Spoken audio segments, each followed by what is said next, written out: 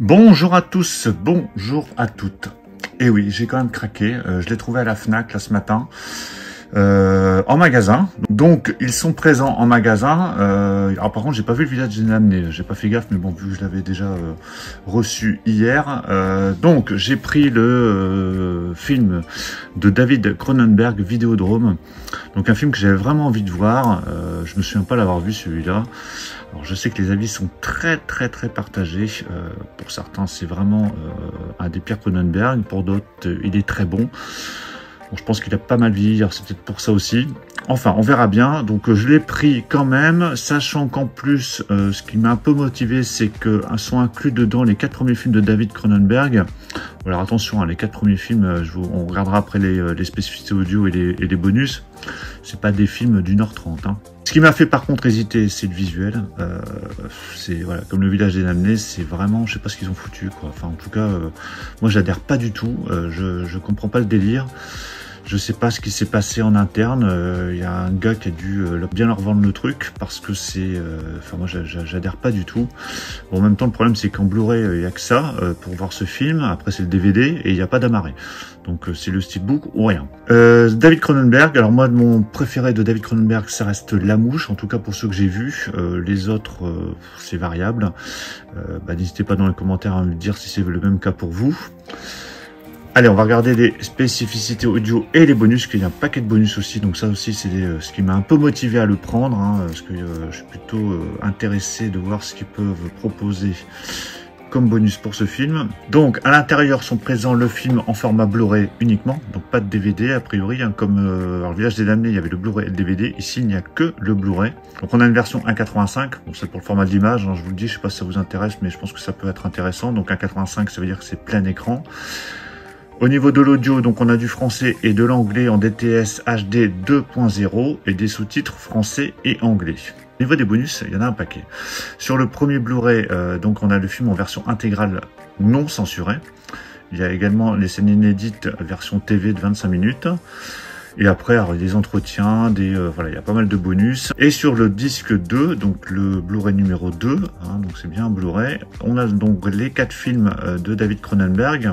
Donc, ils sont en VOST, hein, donc il y a Transfert qui dure 7 minutes, From the Drain 14 minutes, Stéréo 65 minutes, donc c'est un peu plus long, Crimes of the Future, donc là c'est 63 minutes, donc voilà, 4 petits films, enfin deux bons films, quand même plus d'1 heure, plus 2 petits courts-métrages à regarder en supplément, donc ça c'est plutôt pas mal. Et dans ce film on retrouve notamment James Woods et la chanteuse du groupe Blondie. Allez, je vais déballer le steelbook. Oui, et aussi est présent un livret, a priori, ce que je viens de voir juste avant de le déballer. Voilà, c'est ouvert. Je vais enlever le flyer, voilà, avec une colle plutôt pratique, voilà, qui n'abîme pas le steelbook. Voilà, c'est enlevé. Donc avant de l'ouvrir, sur la face avant, donc on a bien le titre avec le nom du réalisateur. Alors cette finition mat également, hein, comme sur le village des damnés que je vous ai présenté hier. Au niveau des couleurs, ouais, il n'y a pas de reflet métallique, j'ai l'impression.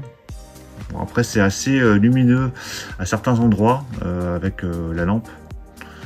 Vous verrez bien, mais voilà, alors le visuel, alors les visuels dessinés, on adhère ou on n'adhère pas. Moi, ça me dérange pas en soi. Il y a des steelbooks avec des dessins et je trouve ça plutôt réussi, comme notamment Total Recall.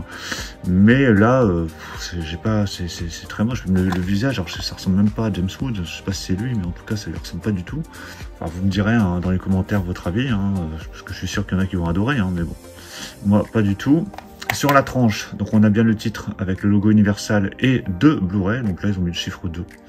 Il y a 2 Blu-ray, donc forcément, ils l'ont noté. Et au dos, alors je sais pas si ça représente une machine ou quoi.